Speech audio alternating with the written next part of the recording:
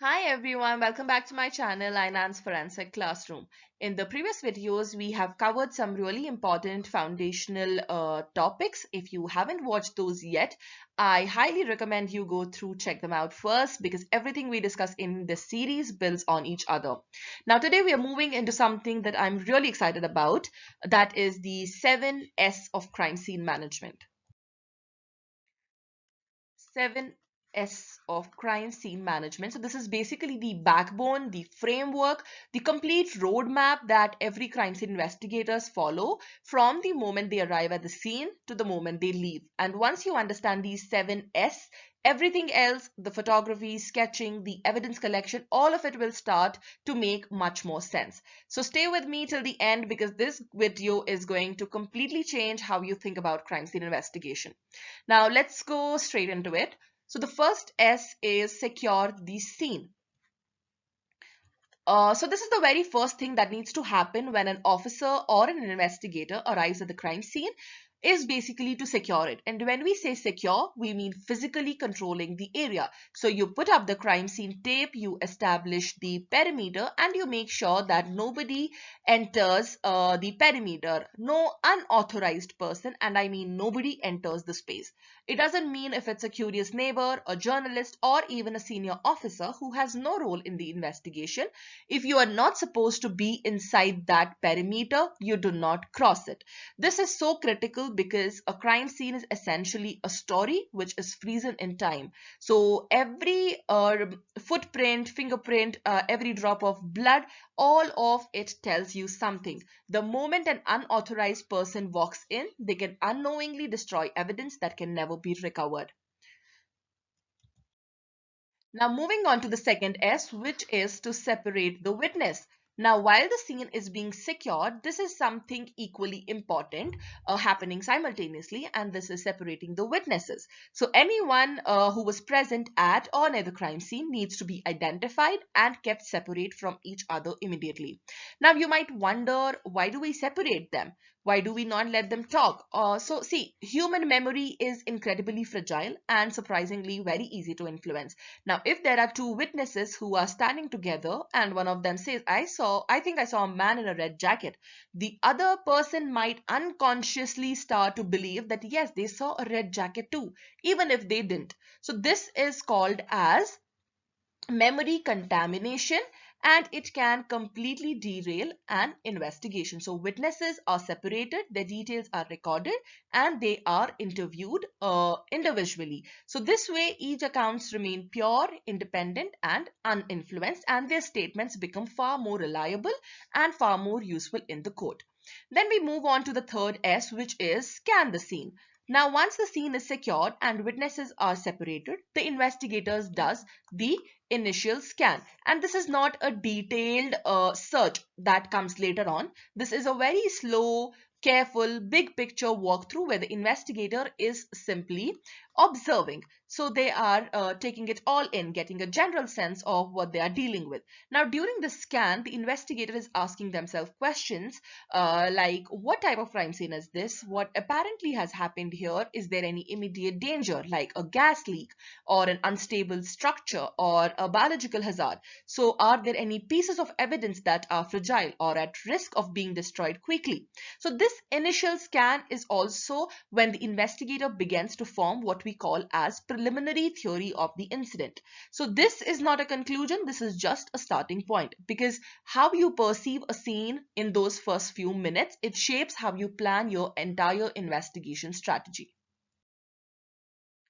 Then moving on to the fourth S, which is scan the scene. Now this is where things gets really interesting. After the scan, the investigator conducts a much more thorough and detailed examination of the scene. Now this is the C phase. It is all about observation at a deeper level. So investigators now moves through the scene in a very systematic pattern. So they follow some search patterns like grid, spiral, zone, which we cover in detail in separate videos, but the point is nothing is left unexamined. Every corner, every surface, every object is looked at carefully. So during this phase, the investigator is identifying the potential evidences, things that seem out of the place, or things that are broken, things that are missing, or things that shouldn't be there. So they are also noting the condition of the scene, like is the furniture overturned, or are the windows locked or open? Everything they note down everything. So this detailed seeing phase is what separates a trained investigator from an ordinary observer. It requires patience, attention to detail, and ability to think critically about everything you are looking at. Now moving on to the fifth S, which is sketch the scene. Now the investigator has thoroughly observed the scene. Now it is time to document it, and the first form of documentation is sketching. Now the crime scene sketch is basically a hand drawn diagram of the scene that captures the layout, the measurements, the position of the evidence. So all of that. Now you might have a question like, why do we need sketches? We have photographs for that, right? So see, photographs capture details beautifully, but they can distort perspective and scale. A sketch, on the other hand, gives you accurate measurements and a clear, clean overview of the entire scene that a photograph simply cannot provide. Now, a good crime scene sketch combined with photographs give you an incredible, powerful, and complete visual record of the scene, one that can be presented in the court years later and still tells the story of exactly what happened and where.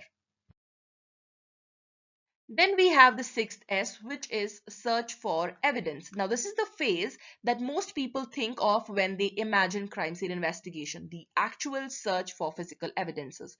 And that is where all the previous steps actually pays off, because the scene is secured, it is undisturbed, it has been scanned and seen thoroughly. Now, the investigator has a clear picture of where evidence is likely to be found. So the search is conducted systematically.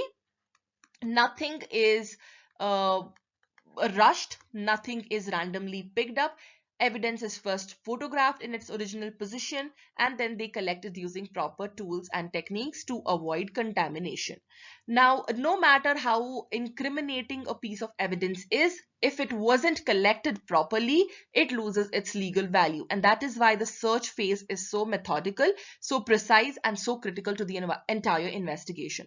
Now, coming to the seventh S, which is secure the evidence. So this brings us to the full circle, but this time we are not securing the scene, we are securing the evidence. Once the evidence is collected, it must be properly packaged, labeled, and logged into what we call as chain of custody, which is a documented trail that tracks every single person who has handled a piece of evidence from the moment it was collected to the moment it is presented in the court. So this matters enormously because defense attorneys will challenge the integrity of evidence if there is any gap in the chain of custody. Any moment where the evidence was unaccounted for, it creates doubt. So here's what I want you to remember is these steps are not random. Each one builds on the previous one. So if you skip one step or you rush through it and you compromise everything that comes after, that is why trained investigators treat this framework with such discipline and respect. So in our upcoming videos, we are going to go deep into each of these areas, such as crime scene photography, videography, or sketching, all of it in full detail. So this series is just getting started, and trust me, it is only going to get better from here. If you learned something new today, if this video gave you a clearer picture of how crime scene investigation actually works, then please hit the like button. It genuinely helps this video reach more people who are interested in learning about forensic science.